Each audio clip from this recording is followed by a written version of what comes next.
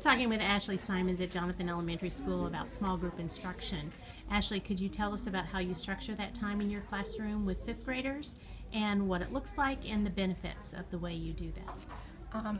So generally we start the year kind of modeling with the kids what it would look like to be in a small group. So usually it's a station of some sort with a teacher, and I'm fortunate enough to have helpers in my room through parts of reading.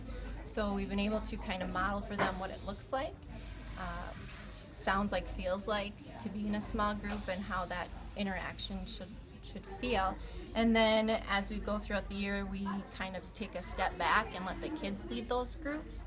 And then I walk around from group to group taking notes or interjecting comprehension questions or listening for fluency.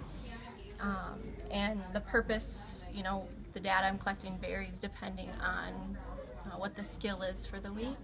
If it's reader's theater, we're going to look more at fluency.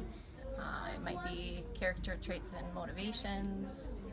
So it really just depends on whatever standard we're covering that week. So what can you tell me about how the kids adjust to this type of work and the responsibility of taking on a small group with each other? Well, like anything, it's a learning curve, and some kids adjust to it better than others. But the benefit of that smaller group is it's pretty easy to pinpoint who just needs that extra little guidance. And when those times happen, then you just kind of sit down and rejoin the group and help those kids get redirected and refocused. And then once they seem like they've got it, you're able to kind of take another step back and kind of let them control and kind of self-direct their time together. So it sounds like you set each small group up with a purpose, and that might change weekly or maybe even daily. Correct. And then how much time do you spend with each group? We've got 90-minute reading block, and I would say at least 60 of my 90 minutes is spent with some type of small group activities going on, whether it's a teacher-led station or student-led station. And what do you do with the data you collect as you move around from group to group? Well, most recently I've used that to kind of help me inform parents at conferences, things that I've noticed. But also then that information gets applied to how I'm going to structure my next week's lessons, if we need to do more work on a certain skill or do more fluency practice. Are you able to use any of the data to help with individual student goals?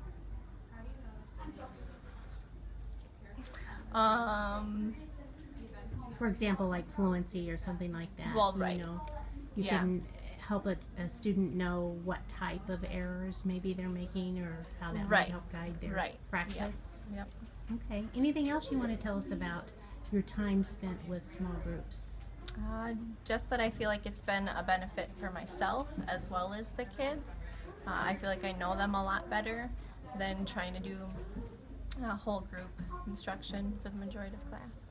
So how has this changed from the way you used to do it? I've always done some types of small grouping, and I feel like every year it changes and evolves, and it depends on how much help I have from other teachers. Some years I've had none, and this year I have a lot, and figuring out how to coordinate that when you've got 2 or 3 teachers in the room. How do you really best utilize that time so that you're really helping the kids with the areas that they struggle with?